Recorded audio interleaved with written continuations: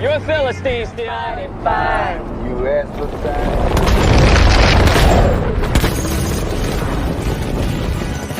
Halo saudara semua dari Sabang sampai Merauke dari Blok Ambalat hingga Pulau Rote. Bagaimana kabar kalian hari ini? Baik-baik bukan? Kalau yang tidak baik saya doakan semoga cepat membaik. Oke, untuk kesempatan kali ini yang akan kita bedah nih, atau kita review atau kita gelitikin adalah film yang berjudul Monster Hunter.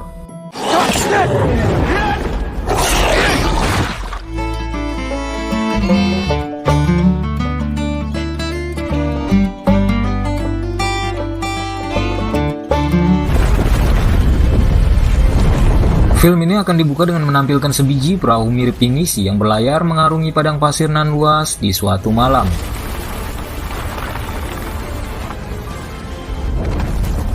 Tampak di sana ada yang mirip si Tony Jaa, pemain film Ong Bak, sama si Kapten yang mirip banget sama si Hellboy. Mungkin mereka ini masih sepupuan.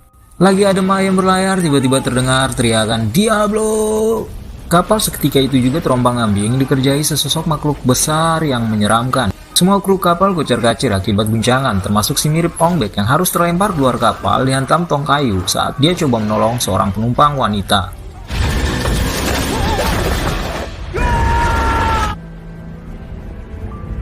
Scene kemudian langsung geser nih ke pemandangan padang pasir. Nampak di sana sepasukan tentara paman Sam seperti sedang dalam misi pencarian rekan mereka. Mereka sempat menemukan jejak, namun keheranan karena jejak ban mobil itu seakan ditelan sesuatu. Lagi asik berdiskusi santai, di kejauhan nampak awan hitam bergulung-gulung menuju ke arah mereka. Mereka langsung saja mengambil jurus roda 1000 karena mereka sedang mengendarai kendaraan menghindari badai awan yang makin mendekat. Namun sayangnya, saat masuk ke dalam gulungan awan, tiba-tiba mereka ini seakan seperti disambar petir. Mobil terguncang hebat.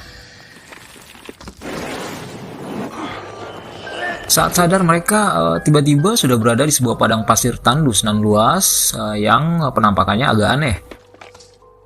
Saat seorang mencoba memeriksa keadaan sekeliling, dia malah menemukan bangkai mobil yang sebelumnya digunakan oleh pasukan lain yang sedang mereka cari.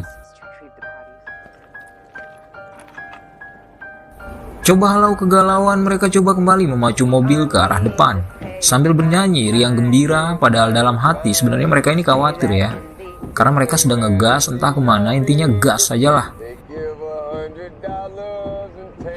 Di kejauhan ternyata si Ong Bak sedang memperhatikan mereka. Sadar pasukan itu sedang menuju ke arah bahaya, dia coba memperingatkan namun terlambat karena tiba-tiba dari arah belakang muncul sesosok makhluk raksasa menyeramkan mirip kebo yang oleh masyarakat situ disebut sebagai Diablo. Sambil memacu mobil ke arah depan, mereka terus memberikan tembakan penghalau, namun si makhluk tetap saja mengejar dan akhirnya salah satu mobil tim mereka berhasil diseruduk dan menewaskan salah satu dari mereka. Dengan mobil kedua mereka berusaha kabur, namun akhirnya mengalami nasib serupa. Bahkan satu lagi anggota pasukan harus meregang nyawa terkena tandukan si Diablo. Sisa pasukan lalu coba menghindar dengan masuk ke dalam goa berbatu sambil terus memberikan tembakan perlawanan. Hari telah gelap saat mereka berhasil lolos dari kejaran Diablo. Sersan Davis yang panik coba ditenangkan oleh komandan mereka yang adalah seorang wanita. Namun tiba-tiba dari arah atas si komandan malah dicaplok oleh sebentuk hewan lain yang mirip laba-laba raksasa. Si Des melepaskan tembakan yang menyebabkan si hewan melepaskan cengkramannya, namun saat diperiksa, denyut nadi si komandan malah menghilang. Dari arah berbeda muncul lagi hewan serupa yang menyebabkan sisa pasukan ini harus kabur meninggalkan sang komandan. Namun naas, di tengah pelarian salah satu lagi dari mereka harus kembali menjadi santapan si hewan. Puji Tuhan, si komandan yang awalnya dikira sudah mati ternyata hanya mati suri terkena sengatan. Namun sialnya, saat dia tersadar, dia malah kembali dicaplok oleh si hewan. Untungnya beberapa saat kemudian dia kembali tersadar, namun kali ini dia itu sedang berada di tengah sarang para serangga raksasa. Di sana kemudian dia menemukan tubuh beberapa rekan-rekannya hingga dia bisa mendapatkan beberapa amunisi yang nantinya bisa dia pergunakan.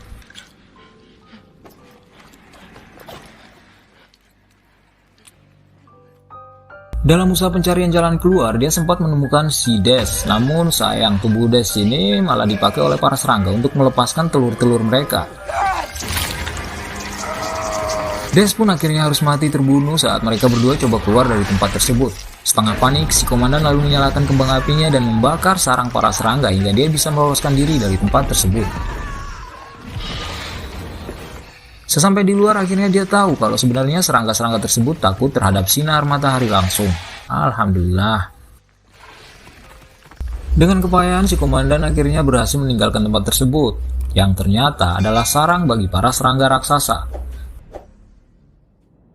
Setelah sekian lama berjalan, akhirnya dia tiba di semacam tempat karamnya para kapal dan secara tiba-tiba malah diserang oleh si mirip Ong Bak.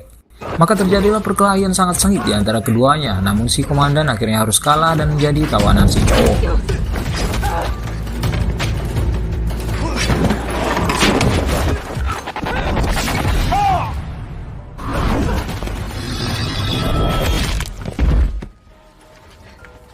Dalam tawanan, si komandan dapat melihat gimana kehidupan si cowok yang hanya memakan lumut yang tumbuh di sekitar tempat persembunyiannya dan lalu minum air dari tetesan-tetesan yang dia kumpulkan. Sekali waktu saat si cowok lengah, si komandan langsung saja menghajarnya. Perkelahian kedua tersebut membuat mereka sama-sama terlempar hingga keluar tempat persembunyian dan akhirnya mereka bisa berdamai. Setelah berdamai, mereka pun lalu menyusun rencana untuk mengambil peralatan tempur yang masih tersisa di mobil si komandan. Tapi masalahnya, itu berarti mereka harus melewati padang pasir yang lebih payahnya lagi. Si Diablo, sang kerbau tanah ini masih ada di tempat tersebut untuk mengintai mereka. Maka diputuskanlah si komandan akan menjadi umpan. Umpan bagi sekumpulan serangga raksasa yang tadi, agar racun si serangga ini bisa mereka pergunakan untuk menghabisi si Diablo. Diablo. Oh Lord, I wanna go.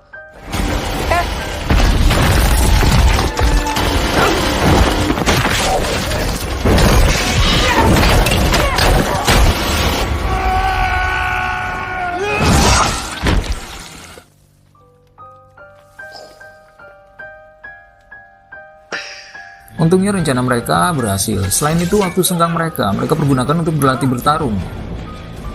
Si komandan dilatih berbagai macam ketangkasan bela diri dan menggunakan senjata tajam khas masyarakat situ. Hari H pun tiba. Dengan gentong mereka berhasil memancing si Diablo untuk menjauh agar mereka bisa berlari sekuat tenaga mendekati mobil si komandan. Sayangnya secepat kilat, Diablo pun tersadar dan mulai memburu mereka. Si Tony yang menjadikan dirinya umpan pun harus bersusah payah menghadapi Diablo.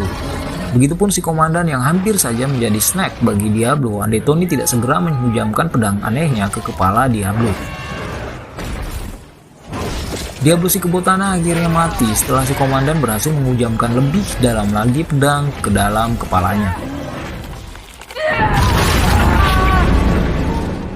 Setelah Tony Jaa sadar dari pingsan, mereka akhirnya melanjutkan perjalanan. Mereka kemudian tiba di semacam oasis mencari makanan sekaligus beristirahat untuk sekedar melepas lelah.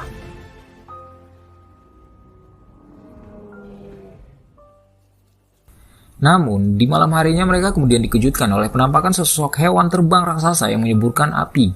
Hewan itu oleh masyarakat situ diberi nama Rathalos. Belum sempat hilang kaget, mereka kembali dikejutkan oleh sekumpulan hewan raksasa lain yang berlarian ke arah mereka. Itu diakibatkan para hewan ini berupaya menyelamatkan diri dari kobaran api yang disemburkan oleh si Rathalos. Untung saja tiba-tiba muncul para teman sanak saudara Handai Taulan yang budiman milik si Tony yang kita saksikan di awal film tadi datang menyelamatkan mereka. Si Tony dan si komandan lalu dibawa ke kapal. Di kapal mereka kemudian berkenalan dan saling tukar cerita mengenai apa sebenarnya yang sedang terjadi. Menurut si om-om kapten kapal yang wajahnya mirip Hellboy, si komandan bukan orang pertama dari dunia si komandan yang tiba di tempat tersebut. Sebelumnya sudah ada yang lain dan itu tidak seharusnya terjadi.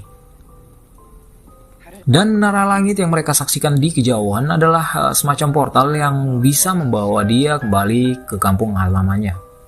Namun pintu itu pun harus ditutup agar dunia si Tony tetap terjaga keseimbangannya. Maka diputuskan, keesokan hari mereka akan ke menara tersebut untuk melakukan apa yang seharusnya mereka lakukan. Namun itu bukan perkara mudah karena menara tersebut dijaga oleh beberapa Rathalos yang hampir mustahil bisa dibunuh. Satu-satunya kelemahan yang dia miliki adalah sesaat sebelum dia menyemburkan apinya. Pagi pun tiba. Mereka kemudian bergegas menuju menara dipimpin oleh si kapten. Saking jauhnya mereka ini baru tiba di menara saat malam mulai menjelang. Di bawah guyuran hujan mereka akhirnya berpencar untuk mengalihkan si Rathalos. Namun sayang, beberapa di antara mereka harus tewas meregang nyawa terkena semburan api si Rathalos. Karena sadar kedatangan mereka sudah diketahui, mereka akhirnya memutuskan untuk langsung saja gebukin si Rathalos bareng-bareng. Namun, serangan demi serangan yang dilancarkan tidak sedikit pun melemahkan si naga terbang tersebut. Si komandan yang terjebak di tepi jurang akhirnya harus melompat untuk menghindari semburan api dan rupanya dia malah melompat tepat ke dalam portal yang membawanya kembali ke dunia kita-kita. Saat tersadar tapi baru setengahnya, dia itu langsung didekati oleh pasukan pencari bersenjata sangat lengkap.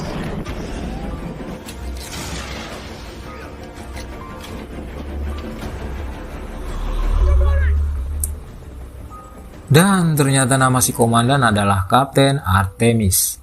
Tanpa menunggu lama, dia langsung dievakuasi menggunakan helikopter. Namun sialnya, portal tersebut belum tertutup sempurna hingga menyebabkan si naga ikutan masuk ke dunia kita. Helikopter pun diserangnya. Sepasukan artileri berat pun tidak luput menjadi bulan-bulanan si naga. Semua hancur luluh lantak dia habisi. Baik pasukan darat maupun pasukan udara tak ada sisa. Untungnya Kapten Artemis segera tersadar dan lalu mencari persenjataan yang tersisa.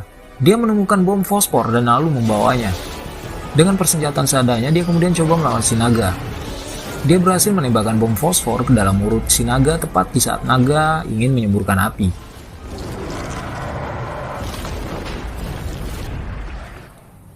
Awalnya dikira sudah mati, namun si naga bangkit dan lalu menuju ke arahnya. Sedang panik kehabisan upaya, tiba-tiba terdengar ledakan di tubuh si naga. Ternyata itu berasal dari tembakan panah bom milik si Tony. Panah bom terakhir yang dilepaskan tepat memasuki lubang pernafasan samping milik si naga. Si naga perkasa akhirnya tumbang untuk terakhir kali dan selama-lamanya. Amin. Kedua sahabat beda alam itu pun terlihat senang, namun tiba-tiba di kejauhan terlihat lagi nih badai pasir seperti yang dia dan pasukannya temukan di awal film tadi.